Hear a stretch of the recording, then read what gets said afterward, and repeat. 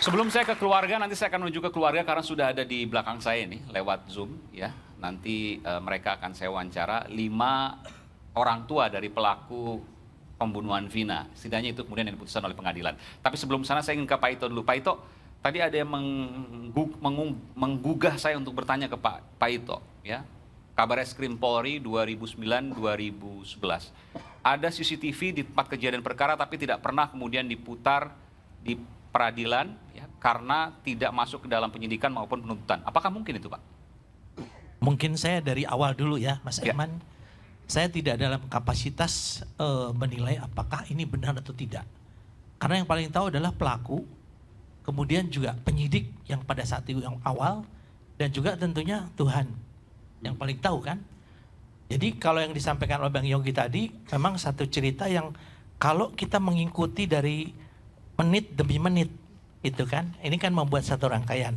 Nah, saya bicara dari aspek normatifnya, manajemen penyidikan yang dilakukan oleh seorang penyidik ya. Saya sebagai mantan orang reserse, tentunya kita harus hati-hati dan cermat.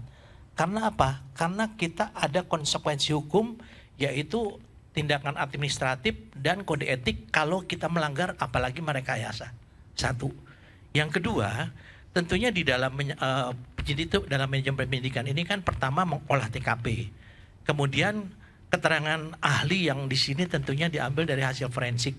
Kemudian keterangan saksi, kemudian tersangka, dan juga di sini ada beberapa petunjuk yang tadi disampaikan, apakah CCTV dan lain sebagainya. Nah, kalau ini CCTV harus ditampilkan di pengadilan, itu tergantung daripada hakim. Kalau hakim merasa sudah yakin bahwa apa yang disampaikan oleh jaksa itu sudah cukup, dia tidak perlu melakukan. Walaupun tidak ada di penyidikan maupun penuntutan, hakim bisa meminta itu. Ya, bisa saja. Kalau memang sangat ada. bisa. Iya. Pasti karena disebutkan oleh pihak terdakwa waktu itu, misalnya seperti itu kan. Ya. Pak, ini ada CCTV, kenapa nggak diputar? Katakanlah seperti itu. Ya. Karena begini. Hakim akan meminta itu. Ya, gini Mas Eman. Pengalaman saya juga ada CCTV di sana, tapi tidak menggambarkan peristiwa itu karena peristiwa itu ternyata terjadi di tempat lain. Sehingga dianggap bahwa itu tidak relevan dengan kasus yang ditangani. Kemudian dari sistem peradilan pidana. Tadi saya sudah sampaikan bahwa seorang penyidik itu harus cermat dan hati-hati. Sehingga kenapa? Karena dia akan mendapatkan arahan petunjuk daripada jaksa melalui P18, P19 sampai P21. Baik. Dianggap lengkap. Nah, kalau sudah sampai ke jaksa, maka tugas daripada penyidik selesai di sini. Jaksalah yang berdasarkan hasil penyidikan itu membuat rencana penuntutan untuk disampaikan kepada hakim.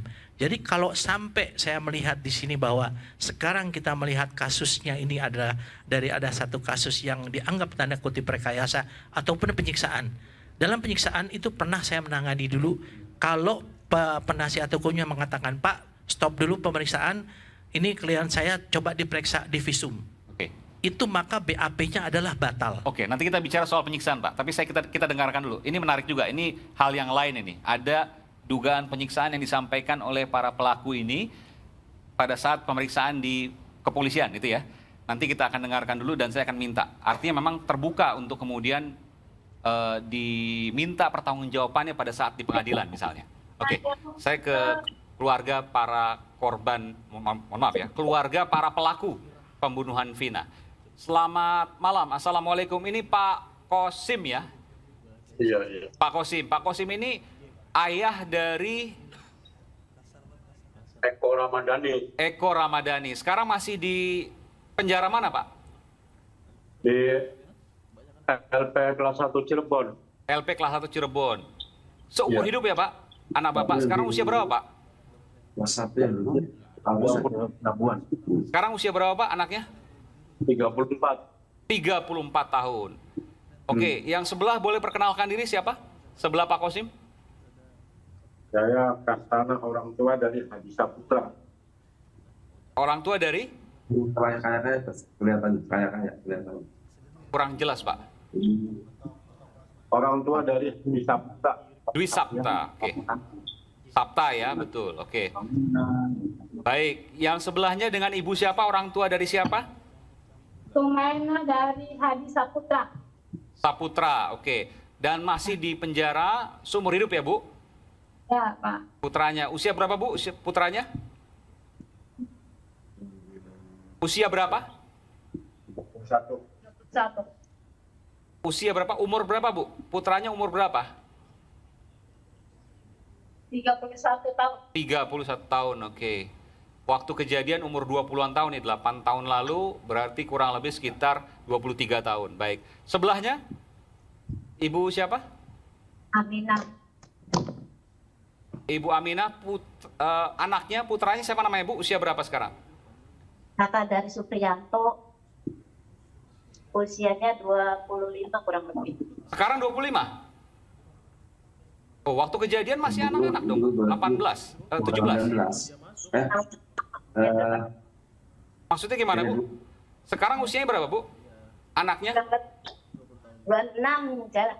26, berarti waktu itu 18 itu. 18 waktu kejadian ya. Jadi pas itu bukan anak lagi. 18 tahun. Sebelahnya Bapak? Kakak, Ayah dari? kakak bukan lain. Oh, kakak dari? Jaya Jaya, baik. Masih di di LP kelas 1 Cirebon? Seumur hidup juga. Orang tuanya kemana, Pak?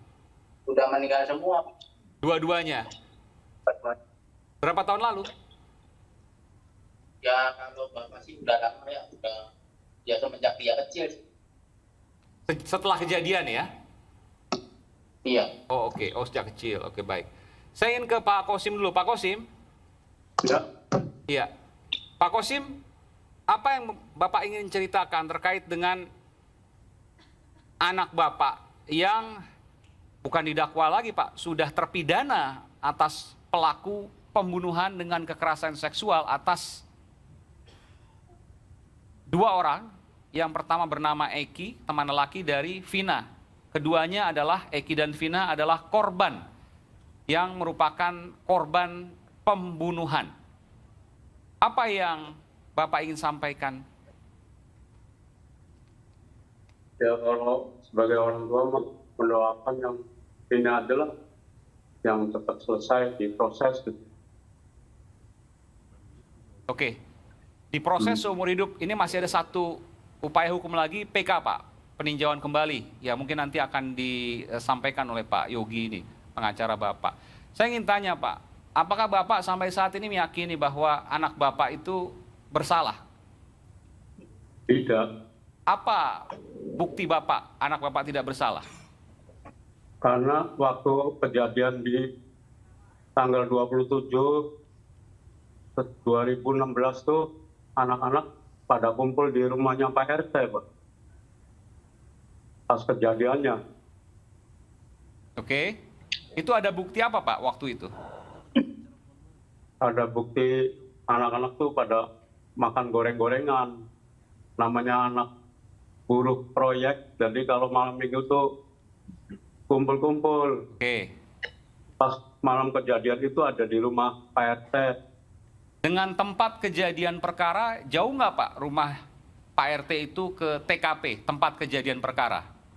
Ya sebelahan, Pak. Sebelahan, oke. Berapa lama kalau jalan kaki itu, Pak? 50 meteran lah. Kirain Pak RT-nya. Enggak, ke tempat kecelakaan Vina itu jauh nggak, Pak, rumah Pak RT? Oh, Jauh, Mas. jauh. Jauh waktu itu, Kira-kira 1 kiloan. 1 kilo. Semua anak-anak Bapak waktu itu pakai motor semua? Ya kurang tahu ya. Karena kan di dalam dakwaan, di dalam BAP, anak-anak Bapak itu bagian dari geng motor, betul? Enggak. Tapi punya Bukan motor, kelompok. Pak? Ya punya, itu mah buat Dan- ini. Baik. Buat tahap. Dan pada saat main di rumah Pak RT itu semuanya menggunakan motor? Iya. Semuanya menggunakan motor. Jadi ada berapa motor waktu itu? 5, 6, 7 motor? Kurang tahu ya, Pak. Tapi Soalnya semuanya punya motor satu-satu. Itu, oh tidak? enggak. Oke. Rumah Ibu Nining dengan rumah Pak RT itu satu gang. Oke. Ya, jadi mereka tidak menggunakan motor. Jadi waktu main di rumah Pak RT itu tidak menggunakan motor? Enggak, hanya berpindah tempat dari depannya rumah Ibu Nining ke rumahnya Pak RT yang jaraknya tadi hanya 50 meter. Oke. Jadi saya luruskan dulu. Iya. Dan Jadi- tidak bawa motor waktu itu. Bukan. Ya. Sama sekali tidak bawa motor. Tidak bawa motor. Karena itu gang. Ya. Oke. Tidak Supaya- bawa motor betul ya Pak Kosim ya? Iya. Oke. Nggak ada yang bawa motor waktu itu satupun? Nggak ada. Nggak ada, oke. Nah, saya ingin tanya Pak, Bapak sempat menceritakan, mungkin Ibu atau Bapak yang lain juga silakan. Ada penyiksaan waktu pemeriksaan, betul? Betul. Betul, Ibu. Boleh cerita, Bu? Ya kan disetrum, dipukul pakai gembok. Itu cerita dari anaknya. Ada bekasnya dan lain sebagainya? Ada Pak, di kepalanya tuh Pak. Bentuknya apa, Bu? Gembok. Apa Pak? Bentuknya apa? Bekasnya itu bentuknya apa? Kayak pitak gitu tuh Pak, karet gitu. Kata anaknya diapakan itu? Besok gitu tuh, kan masih ada Pak. Iya, diapakan sehingga bisa luka seperti itu? Di sama gembok katanya sih, pukul sama gembok. Oh, dipukul dengan gembok. Lalu disetrum bagian apanya dan apa bekasnya? Nggak tahu tuh kalau disetrum sih, katanya disetrum semua. Oke, jadi yang ada tandanya hanya di bagian kepala, pitak tadi. Ya, di Hanya kepala. satu. Ada lagi mungkin Bapak Ibu yang punya tanda, anaknya yang mengaku disiksa, dan ada tandanya siapa?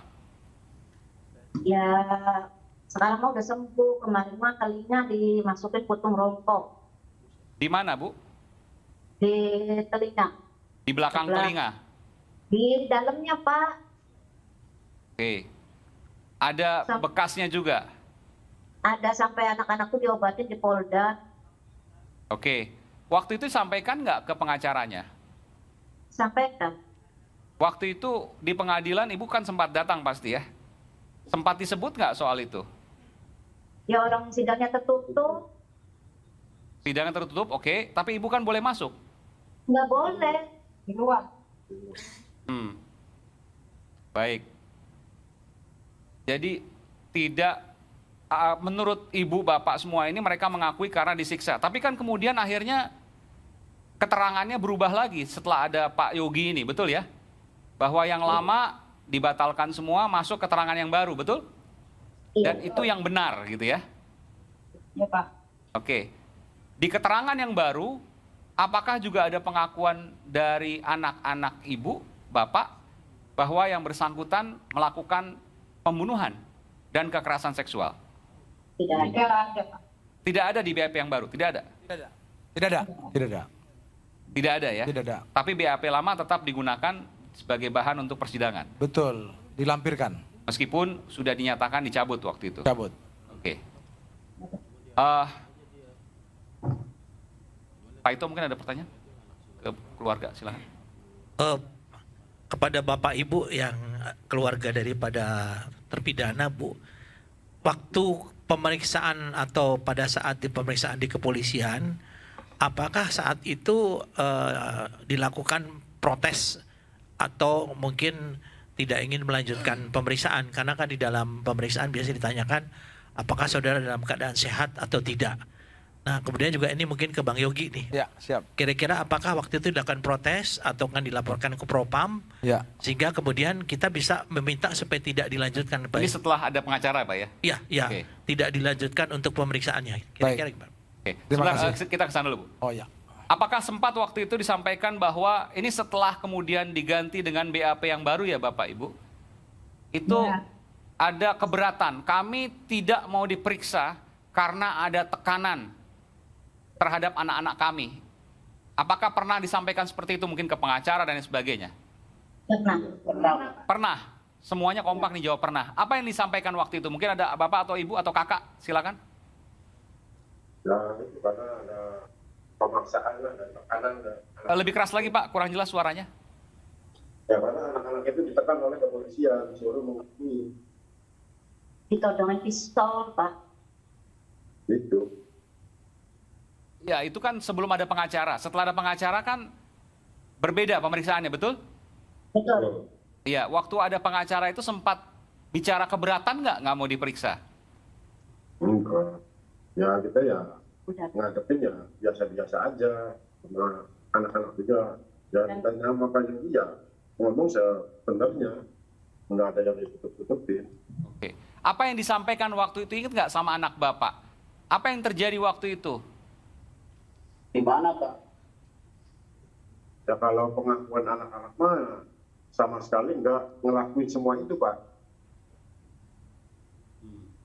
Berbeda Ya, dengan BAP yang pertama ya. Yang pertama itu mengakui karena menurut Bapak dalam kondisi tekanan, ada siksaan waktu itu. Ya. Yang BAP kedua sama sekali tidak mengakui karena didampingi Tidak ada. oleh pengacara waktu itu. Hmm. Pak Kosim mungkin ada yang mau disampaikan, silakan. Pak Kosim, silakan Pak Kosim. Ya kalau kita orang tua sih kepengen kasus ini segera terungkap, Pak. Supaya keluarga itu tenang dan senanglah kumpul kembali dengan keluarga. Berapa kali ke lapas biasanya Pak? Seminggu sekali? Ya tergantung, Pak. Ya, kita lah kalau kita lagi ada ya tengok anak-anak. Ada yang disampaikan nggak Pak? Mereka tahu nggak kalau kasus ini sekarang kan viral kemana-mana? Siapa yang baru pertama, mungkin baru dalam waktu dekat ini ketemu dengan anaknya? Ya saya, Pak. Oke, apa yang disampaikan Pak? Mereka tahu Pak, ini kasus viral kan di lapas juga ada TV. Ya, kalau kita tuh kalau anak tunjukkan kebenaran kamu, kok kamu sama sekali nggak berbuat, itu aja, Pak. Oke, itu dari Bapak. Dari sang anak ada ngomong apa Pak? Ada bicara apa? Ya kalau anak juga ya sama, berani. Sampai mati pun saya juga, ayo berjuang, itu. Karena saya nggak melakuin, ngomongnya gitu, Pak. Pak Kosim mungkin anaknya sempat ketemu Pak setelah kasus ini viral Pak? Nggak pernah nengok. Waktu itu aja Lebaran belum nengok. Pak, dari Lebaran belum nengok Pak? Nengok, ya paling pengampuraan, gitu. Sebulan Sama anak. sekali? Nggak cerita apa-apa kita, Pak. Karena yang mau diceritain udah berlampau gitu, 8 tahun yang silam gitu. Oke. Ibu Ya. sempat nengok dalam waktu dekat ini? Kemarin-kemarin? Enggak sih, lebaran aja, Pak. Tapi tadi pagi tuh nengok ke lapas, tapi anak-anak tidak ada di situ. Di mana Pak? Bu? Katanya sih waktu tadi pagi tuh nengok tuh anak-anak dibawa ke Polda.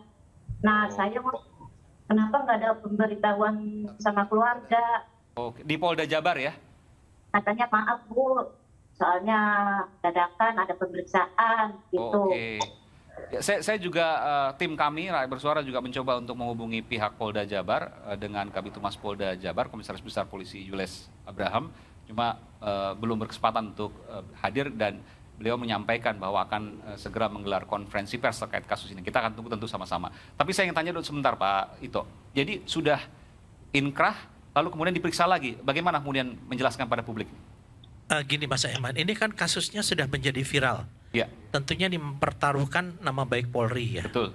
Dan ini sudah menjadi perhatian dari Mabes Polri, kemudian Polda Jabar tentunya melakukan eksaminasi. Pemeriksaan ulang, apakah itu terjadi meskipun ini tentunya bukan membuat berkas ini menjadi berkas ulang lagi ya. Karena nanti kalau dari hasil eksaminasi ini ditemukan ada penyidikan yang tidak sesuai dengan prosedur, Oke. nah tentunya ini akan ada konsekuensi hukum dari para penyidik yang saat itu melakukan penyidikan. Oh, jadi Mabes Polri ini langsung bergerak untuk melihat adakah miss penyidikan, adakah kesalahan dalam penyidikan. Itu gunanya. Betul. Jadi betul. bukan kasus ini yang mau dibuka lagi, bukan, karena sudah inkrah ya. Bukan, Tapi kan. proses Ya. penyidikannya. Karena kan di dalam sistem peradilan pidana, tugas daripada kepolisian itu adalah melakukan penyidikan, mengumpulkan bukti, menyerahkan penuntut umum. Oke, iya.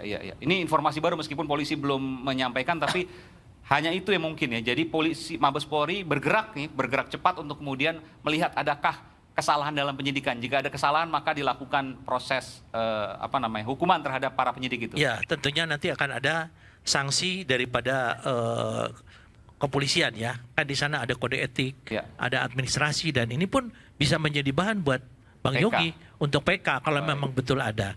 Karena yang saya dengar Mas Iman mungkin ada tambahan. Ya. Kemarin menarik dari Ibu Titin mengatakan bahwa Ibu Titin ini pernah melaporkan ke Komisi Yudisial.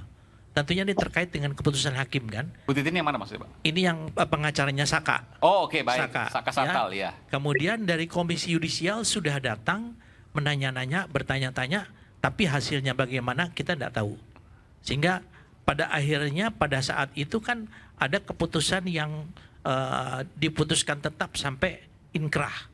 Nah tentunya menurut saya barangkali ini dari pihak pengacara dan keluarga. Kalau memang betul ada hal-hal yang tidak sesuai dengan Iya. kenyataan itu bisa ditempuh Iya. PK ya. Tapi eksaminasi ini sudah dilaksanakan sekarang oleh pihak kepolisian. Artinya Polri ini fair juga. Dia langsung bergerak cepat memeriksa apakah ada kesalahan dalam penyidikan atau tidak. Ya, betul. Dan itu akan diumumkan ketika nanti misalnya ada temukan sesuatu misalnya. Pasti, itu pasti Itu akan konsumsi disampaikan. publik juga, Pak? Ya, karena kan kita ingin bagaimana meredam isu yang sekarang beredar yang simpang siur ya, spekulatif. Tentunya Polri juga tidak ingin karena ini yang paling dipojokkan adalah kepolisian kan, karena menyangkut korbannya anggota kepolisian dan lain sebagainya ya. Sehingga nanti di sini nanti akan ada pengumuman yang sifatnya hasil pemeriksaan atau eksaminasi daripada kepolisian yang sifatnya adalah final ya tentunya. Kita lihat saja nanti hasilnya. Baik. Baik, terakhir Pak, saya ke... Aiman, boleh titip pertanyaan? Boleh silakan. Iya, Bapak dan Ibu yang terhormat di sana, apakah ada yang menyaksikan film ini gitu? Kan artinya ini bangkit kembali karena film ini. Betul. Begitu ya. Dan sebagian dari apa yang muncul di media mendiskusikan apa yang ditampilkan di film ini. Apakah Bapak dan Ibu ini ada yang menyaksikan film Vina sebelum 7 hari itu? Ada Bapak Ibu? Oh, tidak ada. Oh, tidak ada. Waktu pembuatan film ini Bapak dan Ibu ini tahu? Sempat diwawancara misalnya, sempat dihubungi oleh pembuat film Bapak Ibu? Tidak. Tidak ya? Baik. Apakah anaknya ada yang dihubungi setahu Bapak dan Ibu? Pernah. Tidak. Pengacara juga tidak? Nggak pernah. Oke. Apa yang mau disampaikan di situ, Bung Effendi? Enggak kan, karena kasus ini kalau tadi mau menyambung apa yang disampaikan Abang Daito, ini kan no viral, no justice, akan gitu ya. Itu kan tren di tengah media sekarang gitu. Nah ketika dia menjadi film, ya baru ini diterjemahkan dengan aneka persepsi. Sementara yang membuat film juga memiliki tujuan dan persepsi yang mungkin kita baru tahu kalau dia yang berbicara gitu. Tapi pada saat ini yang menjadi menarik adalah ini ditanggapi oleh semua pihak, termasuk oleh Bapak dan Ibu yang ada di dalam, yang justru memunculkan semacam semangat untuk menuntut keadilan juga. Jadi ini menjadi menarik karena tidak victimnya gitu ya, Korbannya. itu menjadi dua gitu, yang dianggap sebagai korban, Yang meninggal? yang meninggal, Vina dalam hal ini, dan satu lagi ya teman Eki. prianya, atau juga mereka yang merasa mendapatkan hukuman tanpa melakukan gitu. Nah, tetapi lepas dari itu, apakah di antara kita menonton atau tidak, ternyata para orang tua yang 5 ini di Cirebon, Bapak dan Ibu ini tidak menyaksikan film ini. Dan selama pembuatan film, mereka juga tidak tahu atau tidak pernah diminta misalnya semacam informasi lah atau Untuk ditanya riset, lah ya? tentang itu gitu. Setahu saya itu. memang filmnya kan juga bukan terkait dengan dokumenter atau dokumenter film ini, kasus ini, tapi Iya, iya. filmnya lebih kepada trailer ya. Oh, Ya, iya. Kalau orang mungkin sekarang mudahnya bilang horor lah gitu. Iya, trailer horror. Iya, baik. Baik, terakhir sebelum saya tutup, Pak Kosim atau mungkin Bapak Ibu yang lain, silakan ketika ada yang mau disampaikan.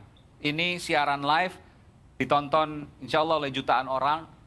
Apa yang Bapak Ibu ingin sampaikan? Silakan, saya berikan kesempatan. Kalau Maunya dibebaskan, Pak. Lebih keras lagi Bu, kurang terdengar. karena kasus ini Masalah tangkap. Iya. Dan anak-anak juga bukan anggota geng motor, Pak. Kuli bangunan. Dan motor pun ya kalau malam itu main itu nggak pernah bawa motor. Nggak pernah bawa motor, kuli bangunan. Anak Ibu maksudnya Pak kuli bangunan gitu, nggak pernah bawa motor? Bukan geng motor. Bukan geng motor. Oke, Geng motor. baik. Silakan lagi, mungkin ada Bapak Ibu yang lain, saya berikan kesempatan. Pak Kosim? kalau kayak motor kan otomatis punya motor itu mah enggak Pak. Itu Nggak kan- punya motor Pak anak Bapak? Ya, Ibu nggak punya motor anaknya ya? punya. Apalagi bu bapak meninggal. Sebentar, punya motor nggak Bu? Enggak, Punya? enggak. Oh enggak, oke. Nggak bisa naik motor juga? Bisa naik motor, tapi itu motor kakaknya kalau berangkat kerja aja bonceng. Bonceng, oke. Pak Kosim juga tidak punya motor anaknya? Pak Kosim? punya buat kerja. Oh punya buat kerja, oke. Siapa lagi yang tidak punya motor Bapak Ibu? Nah, punya sih Pak, ya sebenarnya itu berangkat Oke. kerja, kredit Pak. Baik, Mas yang pakai topi kakak pelaku. Ada yang mau disampaikan, silakan Mas. Ya kalau Jaya sih sama sekali Pak, namanya juga orang miskin ya Pak ya, motor aja nggak punya Pak. Itu terus terang aja itu ya kuli bangunan juga sama seperti sayanya kakak. Oh adik Bapak itu nggak punya motor? Nggak punya motor sama sekali Pak, namanya juga orang nggak punya Pak. Oke, Terus terang nggak punya sama sekali. baik. Tapi sering bareng naik motor sama temannya mungkin dibonceng dan lain sebagainya, keliling-keliling? Kalau kerja Pak, kalau keluar sih paling jalan kaki. Ada misalnya nongkrong rutin tiap seminggu sekali, seminggu 2 kali misalnya, menggunakan motor? Enggak paling di depan rumah aja paling. Ya nggak jauh lah dari rumah paling ya kumpul kalau istilahnya kalau orang kuliah kan ya istilahnya kan ya kumpul-kumpul makan gorengan atau apa gitu enggak. Nah, itu tuh masalah pelapor itu gimana ya Pak? Gimana Bu? Masalah pelapor itu gimana? Kok saksi nggak dihadirkan ke pengadilan? AF sama Dede. Apa gimana? Saya kurang mendengar. Coba kami nggak ada yang mendengar sini Bu. Bisa lebih keras lagi Bu. Ya pengennya si AF sama si Dede itu dihadirkan Pak, karena mereka yang melaporkan. Ya tadi yang pemberi informasi sesat tadi Aib dan Dede kepada orang tua si Itu siapa Pak? Temannya mereka? Bukan. Siapa itu? Bukan Pak. Bukan. Itu yang melakukan. Mungkin Jadi bisa saya tambahkan. Silakan Pak. Dalam proses penyidikan di seluruh dunia, itu ada saksi yang dilindungi. Bahkan di Amerika itu dia diberikan identitas yang berbeda.